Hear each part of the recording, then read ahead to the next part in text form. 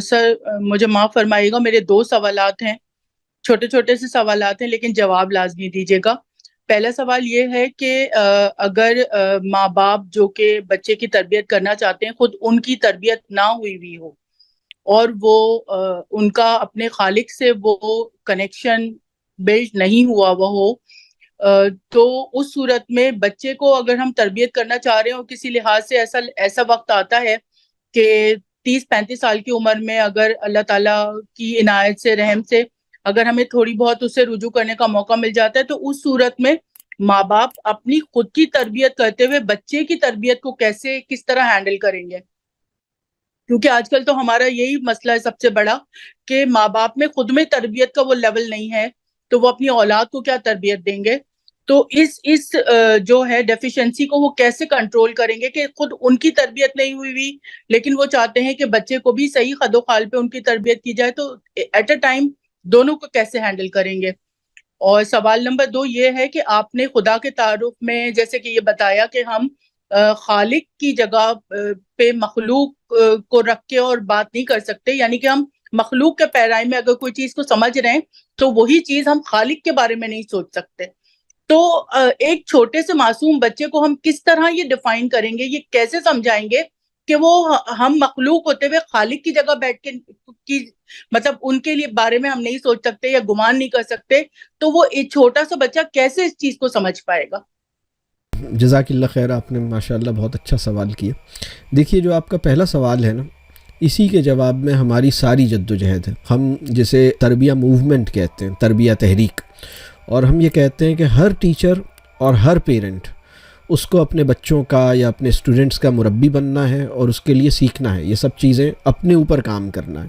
تو یہ بالکل آپ نے صحیح فرمایا، اس وقت یہی صورتحال ہے مسلم امہ کی کہ پیرنٹس جو ہیں وہ اپنے بچوں کو اچھا مسلمان بنانا چاہتے ہیں لیکن اچھا مسلمان بننا نہیں چاہتے، یہ ایک پرابلم ہے۔ دوسری کیٹیگری پیرنٹس کی وہ ہے جو اچھا مسلمان بنانا چاہتے ہیں، خود نہیں بن سکے ہیں لیکن بننا بھی چاہتے ہیں، یہ دوسری کیٹیگری ہے۔ تیسری کیٹیگری وہ ہے جو نہ بنانا چاہتے ہیں نہ بننا چاہتے ہیں، تو 3 کیٹیگریز ہو گئیں۔ تو خطرناک کیٹیگری وہ ہے جو خود بھی نہیں بننا چاہتے، بنانا بھی نہیں چاہتے، یہ بھی ایک خطرناک کیٹیگری ہے۔ وہ بھی ایک مشکل صورتحال ہے کہ بچوں کو بنانا چاہتے ہیں اچھا مسلمان، خود نہیں بننا چاہتے۔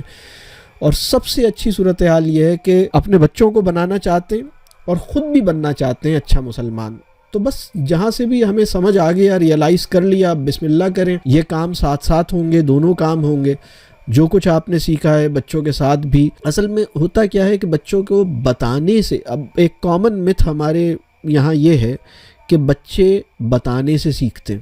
دس از اے متھ، یہ ایک غلط تصور ہے کہ بچے بتانے سے سیکھتے ہیں۔ بچے کبھی کبھی بتانے سے سیکھتے ہیں، بعض چیزیں بتانے سے بھی سیکھتے ہیں، بتانا بھی ضروری ہوتا ہے اور کبھی کبھی بتانے کی ضرورت ہوتی ہے اور بتانا بھی چاہیے، لیکن بتانا جسے ٹیلنگ کہتے ہیں، telling should not become the major mode of education of children. یہ بات سمجھ آ رہی ہے؟ یعنی بچے بہت تھوڑی سی چیزیں ایسی ہوتی ہیں جو بتانے سے سیکھتے ہیں، زیادہ تر چیزیں وہ مکالمے سے، ڈسکشن سے، خود کر کے، تعلق سے، دوسروں کو دیکھ کر، وہ آپ کو جو کام کرتے ہوئے دیکھ رہے ہیں وہ سیکھ لیں گے۔ اب غیبت کرنا ہر بچے کو کیسے آ جاتی ہے؟ کوئی بتاتا ہے انہیں؟ کبھی اس پہ غور کریں، کیسے آ جاتی ہے غیبت کرنا؟ ہم سب کو غیبت کرنا اچھی آتی ہے نا، سب کو آ گئی، کیسے آئی؟ تو اس کو کسی نے سکھایا تو نہیں، یہ ہم نے سب کو کرتے ہوئے دیکھا اور خود ہی ہمیں اچھی لگی، ہم نے بھی شروع کر دی، تو پوری دنیا میں غیبت کا ایک پھیل گیا۔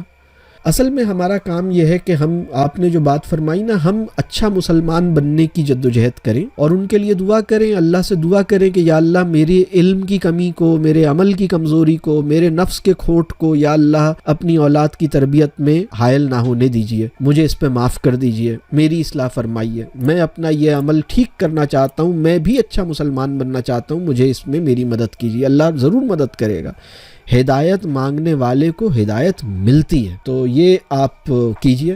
اور پھر بچوں کے لیے بھی جو آپ کی سمجھ آ رہا ہے اس کو کیجئے۔ ہمارے تفصیلی لیکچرز ہیں ان موضوعات، مطلب ہماری کوشش یہ ہے کہ اس پر جو کچھ بھی ہماری سمجھ میں آیا ہے، جو بات ہم کر رہے ہیں، اللہ سے یہ دعا کرتے ہیں اور آپ سے بھی یہی کہیں گے کہ اللہ سے آپ بھی یہی دعا کیجئے کہ یا اللہ اگر ان تصورات میں خیر ہے، اگر اس علم میں خیر ہے تو مسلم امہ کے ہر گھر تک یہ علم پہنچا دیجئے، اور اگر اس علم میں خیر نہیں ہے یا اس کے کسی حصے کو اصلاح کی ضرورت ہے تو اس کی اصلاح فرما دیجئے.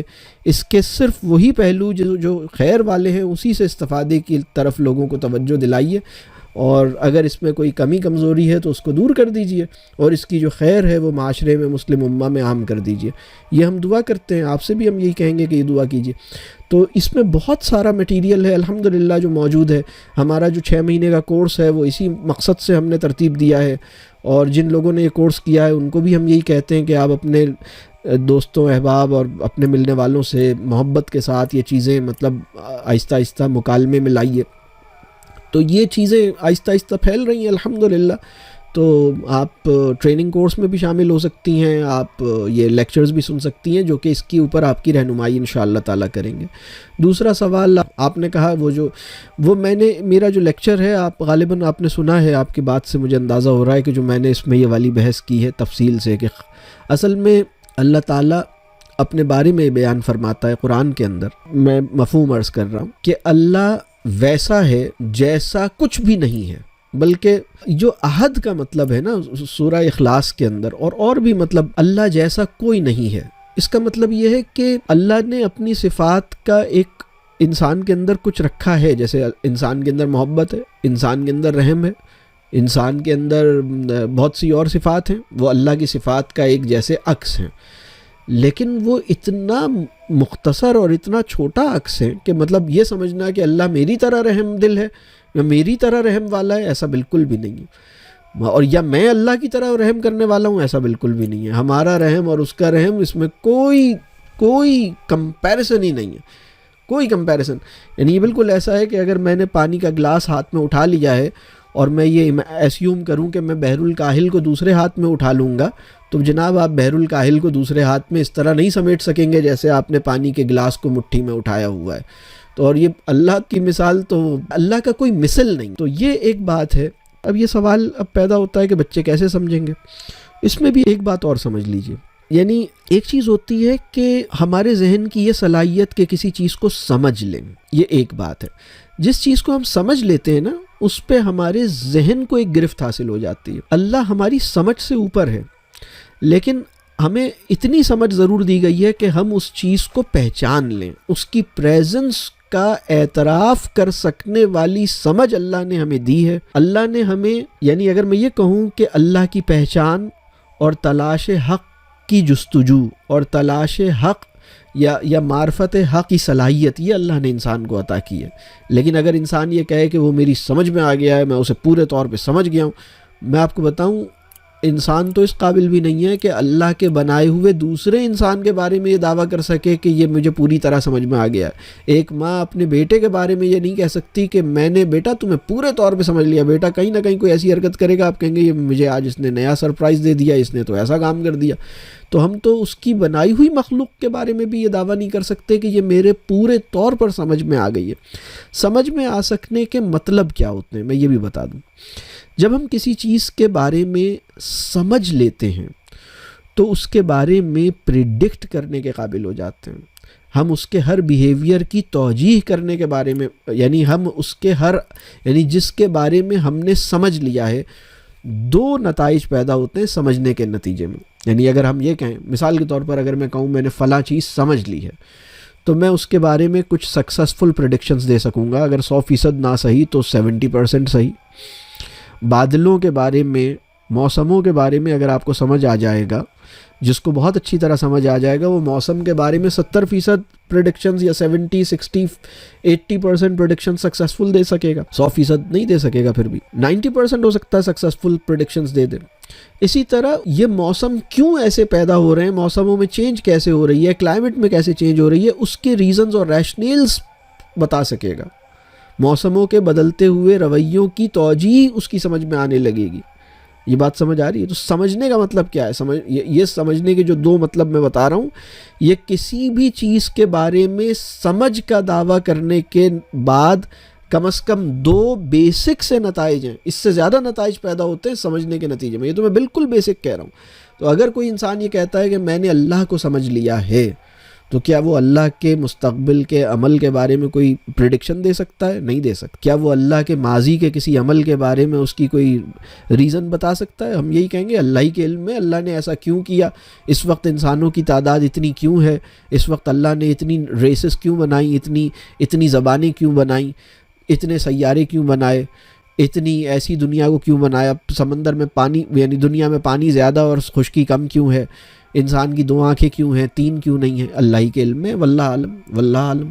رسول اللہ صلی اللہ علیہ وسلم آخری نبی کیوں ہیں، بعد میں کوئی اور کیوں نہیں آئے گا، واللہ عالم، اللہ کے اس کی اصل حکمت اللہ کو پتہ ہے۔ ہم اپنی سمجھ سے کچھ تھوڑی بہت بات کر سکتے ہیں، لیکن اصل علم اللہ ہی کو ہے، یعنی یہ وہ مقام ہے۔